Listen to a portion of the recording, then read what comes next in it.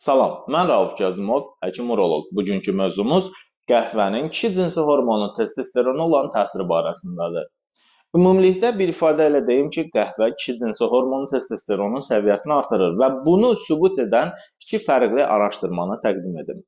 Araşdırmanın birində məşqdən 1 saat öncə tərkibində 4 mq kofein olan qəhvə qəbul edən kişilərdə plasebo ilə müqayisədə, yəni heç bir qəhvə qəbul etməyən, kofein qəbul etməyən kişilərlə müqayisədə testosteronun miqdarı yoxlanılmış və 12% artım müşahidə edilmişdir. Digər bir araşdırmada isə fərqli miqdarda kofein qəbul edən kişilərdə məşqdən sonra testosteron müqayisə edilmiş, məşqə qədər və məşqdən sonra testosteron arasında təxminən 19% artım qeydə alınmışdır.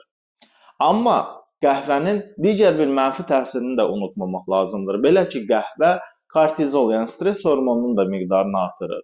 Amma araşdırmalar göstərdi ki, məşqdən əvvəl qəbul edilmiş qəhvə zamanı kortizol hormonu o qədər də artmağa imkan tapmır. Çünki məşq fonunda testosteron ifrazı həmin o kortizolun artımını bloklayır. Və nəticə olaraq o rəyə gəlmək olur ki, məşqdən əvvəl qəhvə qəbulu kişi orqanizmində testosteronun artması nöqteyi nəzərdən məqsədyönümlüdür.